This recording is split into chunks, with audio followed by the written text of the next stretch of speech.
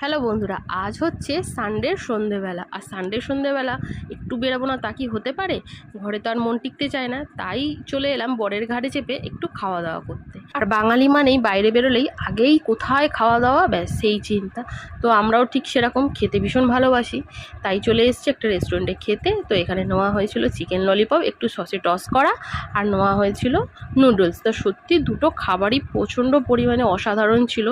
দাম হিসাবে খাওয়া দাওয়া খুব সুন্দর ছিল। আচ্ছা, কারা কারা আছো বলো তো এরকম? এই খাওয়ার পরে এই মুংড়ি আর এই, আমি না এটাকে মিচিরিই বলি, আমি তো এটা খাই না, আমার বর এক খাবলা খাবলা করে নেয় আর নিয়ে গালে পুড়ে দেয়। আমি এটা খেতে একদম ভালোবাসি না, মিচিরিটা খাই, বাট মুংড়িটা খেতে পছন্দ করি না।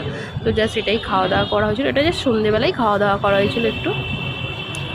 আর এই বেরিয়ে পড়লাম। আর এই জায়গাটা হচ্ছে উত্তরপাড়া গ্রিল টু চিল বলে একটা রেস্টুরেন্ট আছে। তোমরা যারা যারা উত্তরপাড়ায় থাকো তোমরা এখানে আসতে পারো।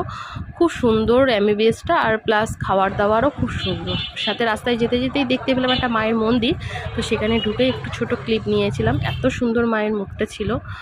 আর ছেলের বায়না করছিল খাবে এই আমের শরবত, গ্রিন ম্যাঙ্গোর শরবত, জানি না কি ভালো লাগে। তো এটাই একটু রাস্তায় দাঁড়িয়ে জাস্ট একটু শরীরটা ঠান্ডা করে নেওয়া হয়েছিল।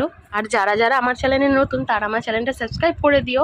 আর যদি ভিডিওটা ভালো লাগে একটা লাইক করে দিও, কমেন্ট করতে পারো যে আমার ভিডিও কেমন লাগলো তোমাদের। সব খাওয়া দাওয়া করে চললাম বাড়ি ফেরার পথে নিয়ে নিয়েছিলাম একটু আম। প্রত্যেক রাতে একটু আম খাওয়া হয়, বাইরে সব খাওয়া হয়েছে বলে বাড়ি এসে আর ভারী কিছু খাওয়া হয়নি।